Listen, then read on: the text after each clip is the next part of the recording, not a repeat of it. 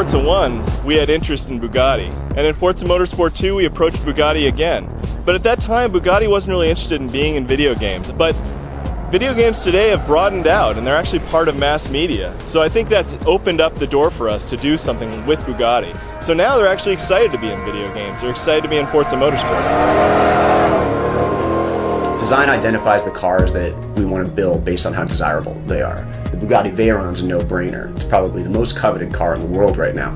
The style of the Veyron is very classic, sort of Art Deco. If a beautiful woman of the Roaring '20s stepped out of the car and the woman would perfectly complement each other.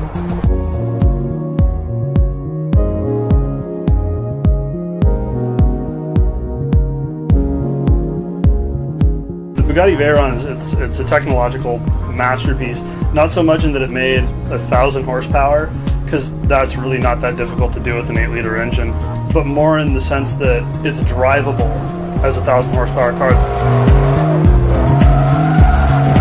An automatic gearbox that can take a 4,400 pound car and 987 horsepower and put it to the ground with all-wheel drive and not blow up, and it's got to do that for 120,000 miles. And it's not even just like the power or anything, it's the scale. This is a 1,000 horsepower 16-cylinder 4-turbo motor that's smaller than a big block Chevy, and the Veyron itself is 5 inches shorter than the current market Jetta. It's not even a big car. To have such a beautiful design and be able to hit 250 without just frisbeeing off the road it's just incredible.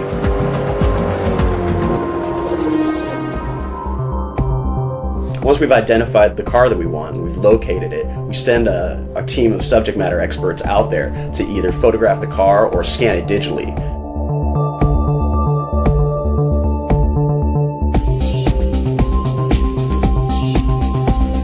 This is, in some ways, the most exciting job on the team, because you get to put your hands directly on the metal of cars that most people will never see in person. One of the new features for Forza 3 is cockpits. This presents an interesting challenge from a modeling perspective, because it's so hard to get the sense of scale from inside the cockpit and communicate that in game.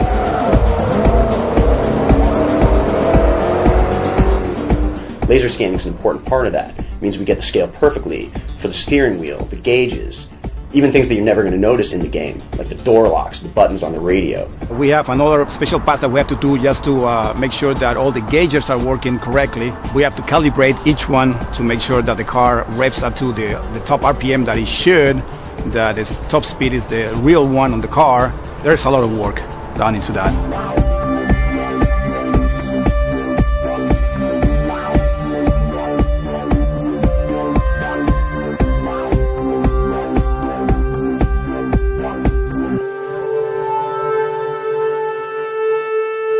The result is a super high definition mesh. For Forza 3, we've completely revamped the graphics engine. We're pushing 10 times as many polygons as we have on any previous version. It manifests itself by what you see in the game. The beautiful lines of curvature, the detail, and the lights and lenses. The detail in the brake rotors and calipers. They're so close to reality, they're almost indistinguishable. What you see in game is what we saw on site as we photographed and scanned the car. And the cool thing is not many people in the world have seen this car in person, only in pictures. Some people haven't even seen the interior of this car.